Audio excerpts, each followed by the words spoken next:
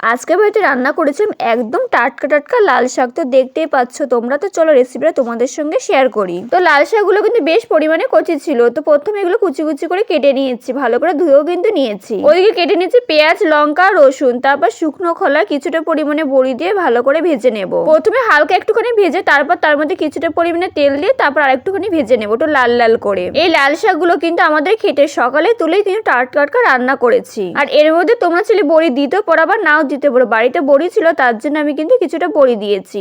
তো বড়িগুলো কিন্তু ভালো করে ভেজে তারপর সেটা তুলে নেব। তারপর করে আরও কিছুটা পরিমাণে তেল দেবো। তারপর পেঁয়াজ, লঙ্কা, রসুন দিয়ে ভালো করে কিন্তু ভেজে নেব। তোমরা চাইলে এখানে রসুনটা নাও দিতে পারো, তবে আমি কিছুটা রসুন দিয়ে দিচ্ছি, অল্পই 2-3 কোয়া কিন্তু এর মধ্যে দিয়েছি। আর যে নিরামিষভাবে রান্না করতে চাও তাহলে কিন্তু পেঁয়াজটাও স্কিপ করবে। তো দেখতে পাচ্ছি পেঁয়াজটা একটু বাদামি কালার করে কিন্তু ভালো করে ভেজে নেব। এই সময় কিন্তু গ্যাসটা আমি লো ফ্লেমে রেখে ভালো করে কিন্তু একটুখানি ভেজে নিয়েছি। তারপর ওইদিকে কুচি কুচি করে কেটে রাখা আমি শাকটা তার মধ্যে দিয়ে দিয়েছি, দিয়ে কিন্তু ভালো করে নাড়াচাড়া করে দেবো। প্রথমে যেহেতু অনেকটা বেশি পরিমাণে হয়ে গেছিলো তার জন্য নাড়তে সমস্যা হচ্ছিল। তো তারপরে যে ভাজা বড়িটা তুলে রেখেছিলাম সেটা কিন্তু তার মধ্যে দিয়ে দিলাম। অনেকে লাল শাকের মধ্যে হলুদ দেয় না, তোমরা দিতেও পারো বা নাও দিতে পারো।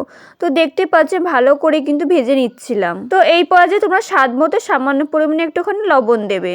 আর তোমরা সেটা কিন্তু চিনি এর মধ্যে দিতে পারো, তবে চিনি দেবো সেটা কিন্তু একদম শেষে। লবণটা দেওয়ার পরে কিন্তু ভালো করে নাড়াচাড়া করে নিচ্ছিলাম। দেখতে পাচ্ছ শাকটা কিন্তু বেশ অনেকটা পরিমাণে কিন্তু কমে গেছে, শাকের থেকে কিন্তু জল গলেছে। শাকটা কিন্তু ততক্ষণ নাড়াচাড়া করতে থাকবো যতক্ষণ না জলটা শুকিয়ে যায়, শাকটা একটুখানি নরম হয়ে যায়। তো এই পর্যায়ে তোমরা 5 থেকে 10 মিনিটের জন্য ভালো করে ঢেকে কিন্তু শাকটা রান্না করে নিতে পারো। আমিও কিন্তু 10 মিনিটের জন্য ঢেকে দিয়েছিলাম, তারপর ঢাকনা তুলে ভালো করে নাড়াচাড়া করে দিলাম। শাকটা কিন্তু রান্নার শেষের পর্যায়ে সবকিছু কিন্তু ভালো করে গলে গেছে, তাই সবচেয়ে দিলাম সামান্য পরিমাণে চিনি, তারপর ভালো করে চিনিটা মিশিয়ে নিলাম। আর আমি কিন্তু এর মধ্যে হলুদ ব্যবহার করিনি, প্রথমে বলেছিলাম তোমরা চাইলে ব্যবহার করতেও পারো বা নাও কিন্তু করতে পারো, চাইলে লাস্টে একটু ঘিও দিতে পারো। যদি নিরামিষভাবে রান্না করো তাহলে কিন্তু অবশ্যই ঘিটা স্কিপ করবে না, সেটা কিন্তু অবশ্যই দেবে। তো শাকটা আমি একটু ভাজা ভাজা করে তারপরে কিন্তু একটা প্লেটে নামিয়ে নেবো। তো রেডি হয়ে গেছে কিন্তু লাল শাক ভাজা। গরম ভাতে খেতে কিন্তু ভীষণ সুন্দর লাগে। তোমরা কিন্তু রেসিপিটা বাড়িতে অবশ্যই কিন্তু একবার ট্রাই করো। তো রেসিপিটা ভালো লাগলে অবশ্যই লাইক করে চ্যানেলটা কিছু সাবস্ক্রাইব করে দিও। আজকে ভিডিওটা এই পর্যন্ত, দেখা হয় পরবর্তী ভিডিওতে। বাই।